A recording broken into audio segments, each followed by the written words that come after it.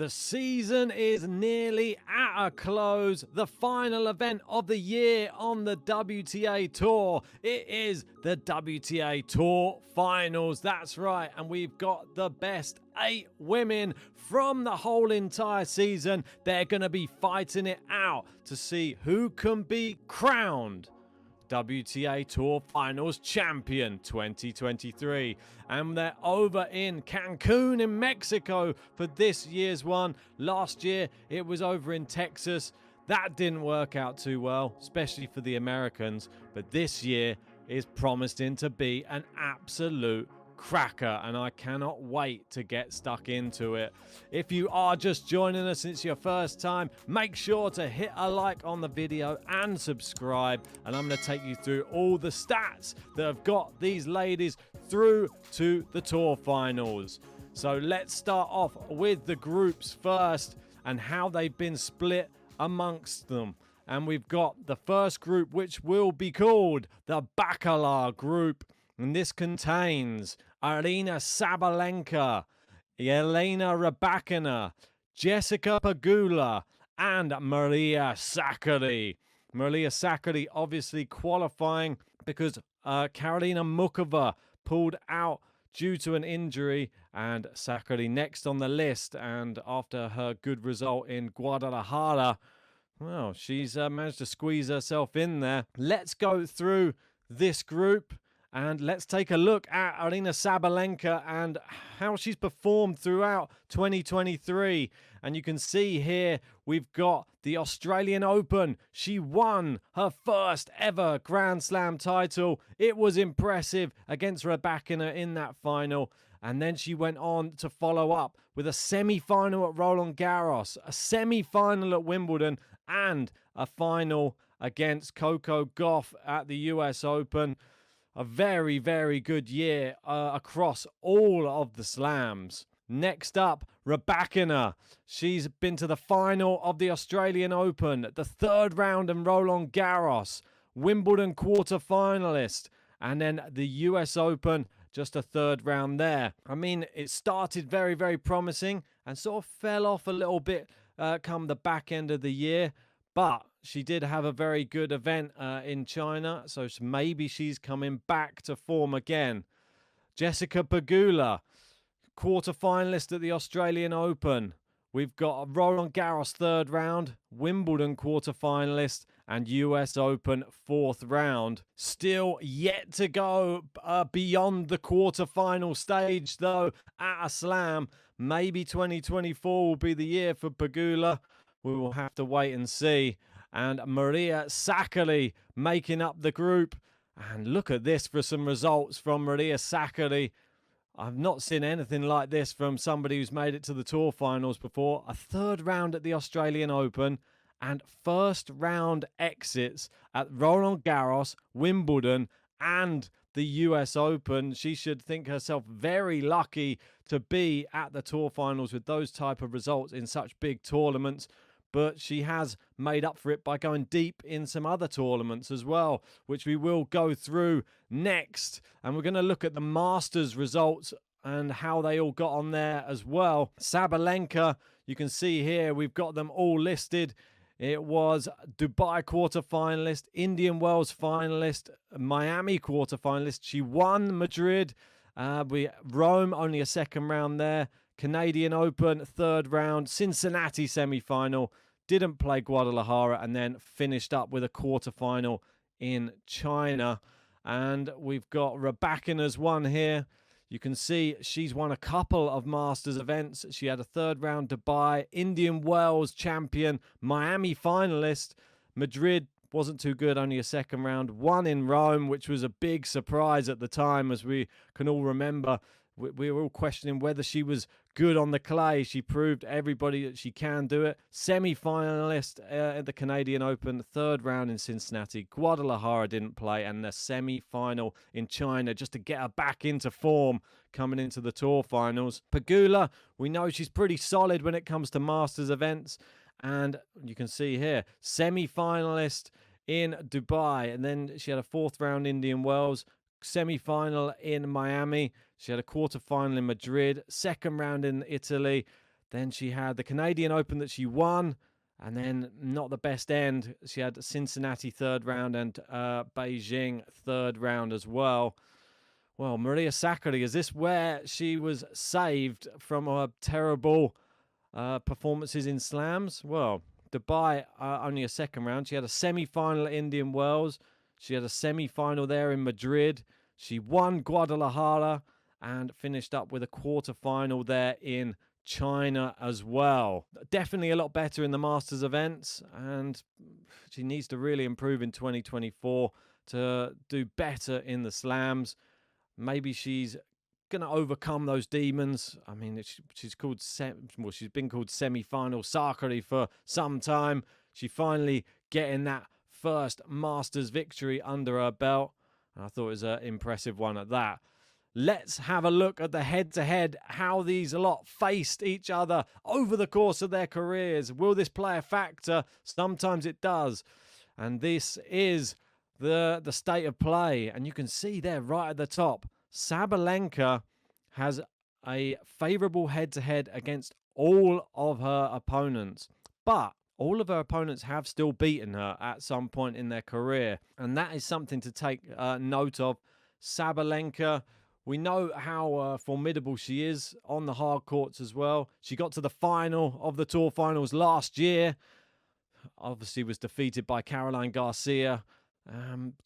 Really good head-to-heads, though. I think that this is pretty much what I expected, to be honest. I think that she's got to be the favourite in this group. Rybakina, you can see her there. She actually doesn't have a favourable head-to-head against anybody in this group. Maybe that'll surprise some people. Certainly surprises me. And Pegula with a favourable head-to-head over Rybakina, and Sakkari with a favourable head-to-head over Pegula, but very close there, 5-4. But I think you'll all agree that Sabalenka, the hot favourite to qualify from this group. And then next, it's really take your pick. I'll come into some predictions at the end once we've been through the next group, which I think we should get to right now. Make sure, hit that like button and subscribe if you haven't done so yet. And the next group is called the Chetumal Group. And this is headed up by none other than Iga Swiatek. That's right. She's the, top seed in this group. Coco Gauff in this group as well. Ons Jabeur and Marketa Vondrousova. She makes up this final four. Exciting. I really like this group, and it's going to be a tough one to pick between. We've got the slam results for Iga. Fourth round at the Australian Open. She won Roland Garros again. A quarterfinals at Wimbledon only, and the US Open, a little bit disappointing to go out to Ostapenko, but Ostapenko seems to have her number, doesn't she? Will Ostapenko ever put enough runs together to get into the Tour Finals to maybe take it at some point? Wait and see. We'll have a look at Gauff's run at the Slams, and it was a fourth round at the Australian Open, quarterfinal at Roland Garros. Obviously, she was the finalist the year before. A first round exit at Wimbledon, very disappointing, it has to be said. I thought that would be the one that she would go deepest in, but it wasn't. It was the US Open. She won the US Open. She won her first ever Grand Slam title. And can she push on from that and maybe get some more big titles? Ons Jabeur, I mean, other than Wimbledon, I'd say it wasn't the best year really for Ons Jabeur. A second round exit at the Australian Open. Quarter-final at Roland Garros. She got to the final of Wimbledon, and then a fourth round exit at the US Open as well. I mean, it was a tall order. The year before, she made the final of 2 slams. A final again's good, but she did throw it away against Vondrousova. She didn't turn up, and the moment did get to her. Still, she is the pride of Tunisia, and she should be celebrated because she has done amazing things for African tennis. Last up is Marketa Vondrousova, former Roland Garros finalist, obviously, back in 2019. This year, a third round exit at the Australian Open, second round exit at Roland Garros. She wins Wimbledon and her first ever slam title, and the US Open didn't do too bad, got to the quarterfinals. I think a really good year for Vondrousova, grabbing that first slam title. Maybe she'll improve in 2024. The injuries don't seem to be there like they used to be in her career. She used to have really bad elbow injury. And if she manages to stay free of that, could be a very, very strong competitor and getting inside maybe the top 5 in 2024. Here is what they did in the Masters events. Iga, finalist in Dubai, semi-finalist at Indian Wells, was absent for Miami, the finalist in Madrid, quarter-finalist in Rome, and which is a bit of a surprise, to be honest. We had the Canadian Open semi-final, Cincinnati semi-final, and she won in Beijing just to end the year strong. I mean, look at that. I mean, that's impressive. It's going deep in every tournament she plays. Fantastic stats from Iga. We would expect nothing less. Coco Gauff, semi-finalist in Dubai, quarter-finalist Indian Wells. 3 3-round exits there in Miami, Madrid, and Italy there. Canadian Open, quarter-finalist. Won Cincinnati, that was just before the US Open. And a semi-finalist in China, so still playing pretty well. But Iga had her number again. Feel that Iga coming back to form, coming back to that really, really dangerous, scary style of Iga where you can't even get a racket on the ball. Ons Jabeur, yeah, this is more I was talking about. Absent in Dubai, 3rd round Indian Wells, 2nd round Miami, absent Madrid, 2nd round in Rome, absent in Canada, quarterfinal in Cincinnati, and then a 3rd round and a 2nd round exit in Guadalajara and Beijing. I feel like it's some of the weakest stats that we've seen across all of the ladies. Doesn't mean that she won't be able to turn it on, but I feel there's a little bit of deflation there from Ons Jabeur in 2023. I feel that Wimbledon final really knocked the stuffing out of her. I hope that she can recover from that and go strong again in 2024. And Marketa Vondrousova, still a 1st round exit in Dubai. We got 4th round in Indian Wells, 4th round Miami, 2nd round Madrid, Rome, 4th round. Canadian Open is a 3rd round quarterfinal in Cincinnati, and a 1st round exit there in Beijing. Not ending the year too strong, it has to be said. Let's look at the head-to-heads, though. See how they all compare against each other. Sabalenka had the favourable one in the other group, and look how it looks in this group. It's Iga. She has a favourable head-to-head against all of her group as well. It almost looks like they're teeing each other up to meet in a potential final, doesn't it? Iga and Saba. 8-1 head-to-head against Gauff, although Gauff did beat her second to last time. Jabeur, she has a 4-2 head-to-head lead against, and Vondrousova 2-0. Gauff, favourable head-to-heads against Jabeur and Vondrousova, so that's really good from Coco Gauff, and she's just getting stronger right now. Ons Jabeur, losing head-to-head record against all of the group, which is, I mean, they're close against Gauff and against Vondrousova, but the way that things have been going for her this year, I don't know if I really fancy her to do too well in this group. It's going to be tough, let me tell you that much. Right, so we've seen both the groups. Now it's time to put some predictions out there. How do I see both these groups playing out, and who goes through to the semi-finals and the final, and who will be eventually the victor in Cancun? Well, the Bacalar Group first. Sabalenka, Rybakina, Pegula, and Sakkari. So the matchups that we will be seeing first, it kicks off at 10 o'clock UK time. It is Rybakina versus Pegula to start us off, and that will be followed by Sabalenka versus Sakkari. The first matches in the other group will be Iga versus Vondrousova, and then Gauff versus Jabeur. If I have to pick a top 2 from each group, and this is what it's going to be, I feel that the head-to-head and the form of Iga and Saba, it's going to be too strong. And the more I look at it, let's go with the Bacalar Group first, though. there's part of me that thinks in this one, Saba's going to win the group.